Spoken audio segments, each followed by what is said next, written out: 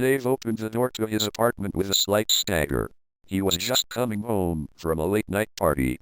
All he wanted to do now was relax and fall asleep. Not feeling the energy to head upstairs to bed, he decided to crash on his couch for the night.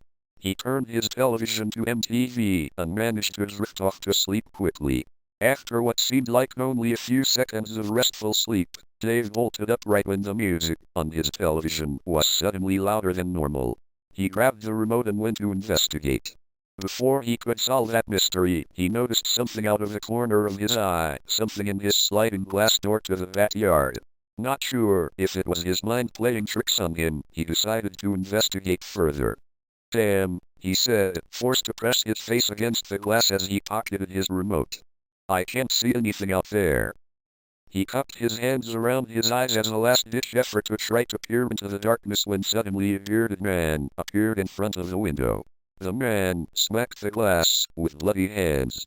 Dave shrieked and fell backwards, scrambling on all fours to hide behind his sofa.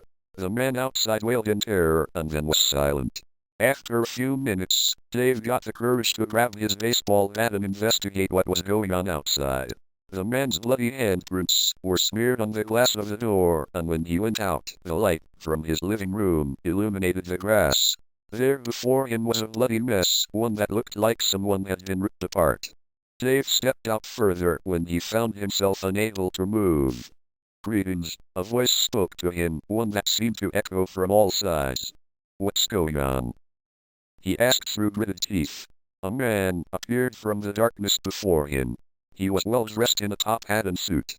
A golden pocket watch was in his hand, attached to a chain. The man regarded it fondly before looking at Dave and smiling. "You've met with an unfortunate fate," the man said, grinning more and more as he spoke. "I am a demon and I am going to kill and eat you as I have this other man. However, we demons like games, and I hear humans like a challenge. If I can torture you for, say, 84 years, I will send you back to a few minutes ago and you can try to stop yourself from leaving the house to investigate. If you can save yourself, none of this will have happened. If you fail, however, I get to devour you. How does that sound?" Dave agreed to the man's terms fearfully. He didn't want to die, and, seeing as how he was unable to move, he was inclined to believe he was a demon. The demon laughed and clapped his hands. For the next 84 years, Dave was tortured in hell, growing old and weary. Finally, when his torture had ended, the demon came to him. "Time to go back, Dave," he said as he snapped his fingers. Dave tried to protest, but he was too weary from the torture to speak.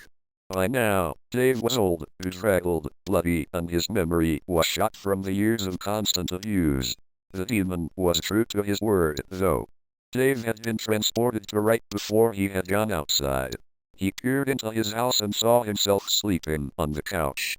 He reached into his old jeans and pulled out the remote to the television he had pocketed all those years ago.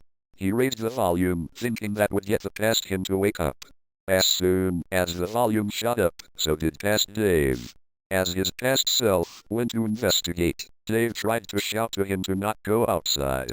However, after all those years in hell, his vocal cords were fried from the heat. Panicking as his past self went to look outside, he ran up to the glass door and frantically beat on it, trying to signify to his past self not to come outside. His past self ran away and Dave sighed, thinking he had scared him off. He turned to walk away when the man appeared in front of him. "You have failed," he said with a broad grin. It was then that Dave remembered what happened those many years ago. "Ah, now you've got it," the demon said as he opened his mouth wide and attacked Dave.